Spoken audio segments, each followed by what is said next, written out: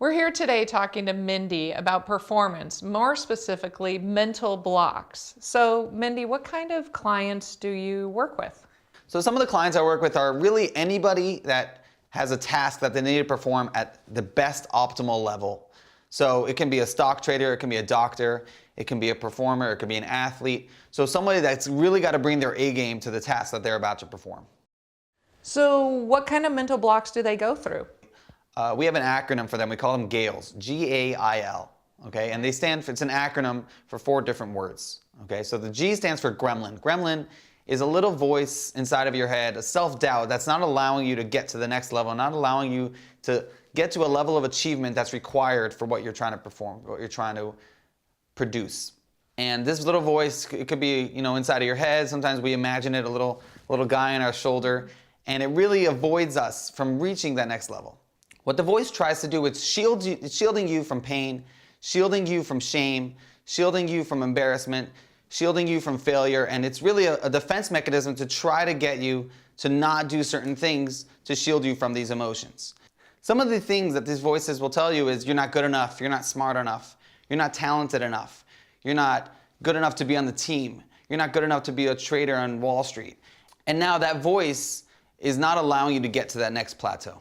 So the A stands for assumptions. Assumptions are things that we come up with, ideas that happened from the past and then are coming up again, reminding us of something that happened. Okay? So it could be an athlete that misses a shot and now he starts to think about that again. Now that's stunting his performance because he's not living in the present and he's not performing where he's supposed to be. Or you could have a stock trader that he had a bad route, he had a bad day, he had a bad month, and now he's going back to that in his mind and thinking about all that stuff that happened, and now he's not being able to trade optimally because he's going back to those assumptions and really coming up with ideas that are not necessarily going to happen, but he's self-inflicting these assumptions on his own performance. The I stands for interpretations. It's ways we try to fill in on a story that we don't completely have insight on, okay?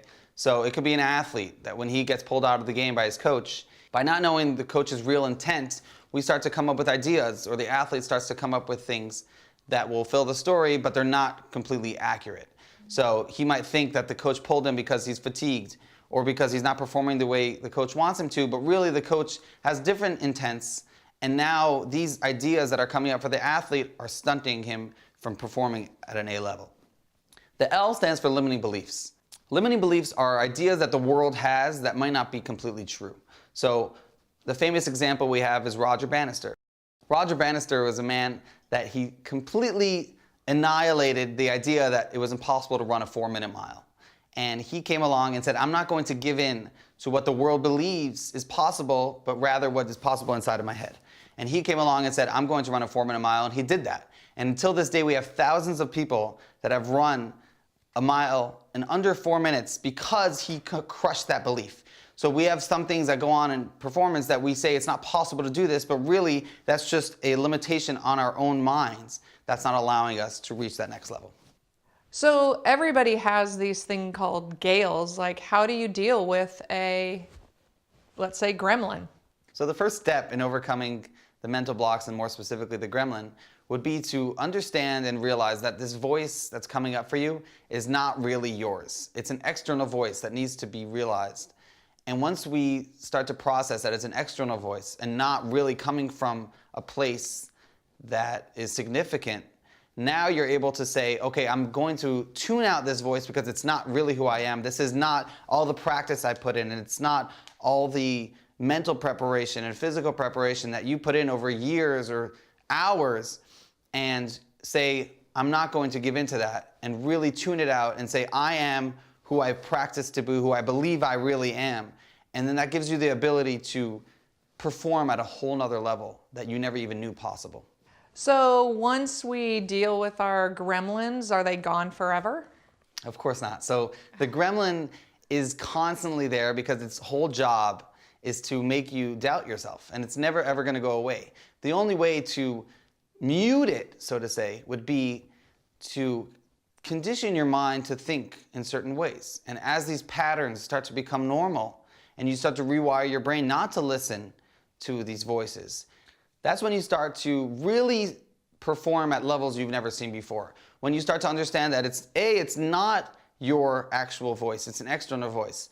And B, that it's always going to be there and it's always going to try to get you to doubt yourself. And you have to mute that and say, I know that I'm good because I've put in this amount of effort, and now I'm going to just let my muscle memory take over, let all my fundamentals that I've learned through my coaches, through my practice, through all the years of experience, and let that take over, and let yourself say, I am whoever I am, and not going to listen to this external voice. One of the ways we do that is we name the gremlin, actually, and we'll say, give it an actual external name where it's not you, it's someone else. And then you can tell that person to be quiet. Tell the gremlin to be quiet and allow your personal self, Mendy, take over and be who you are as a performer that's world class. So what I'm hearing is that mental blocks are real and there are effective, powerful ways to deal with them. Yeah, absolutely. Through the right work and through the right coaches, you can definitely take care of it. And it's all about just conditioning your mind and rewiring it to think certain ways. And you can definitely deal with them, even though they're applicable to everybody, whether you're a performer or whether you're not. Whether you're just a regular person in your kitchen, we all have mental blocks. And if we deal with them in the proper ways, we can quiet them, so to say. And that will allow us to move forward in whatever we're trying to do in our personal lives.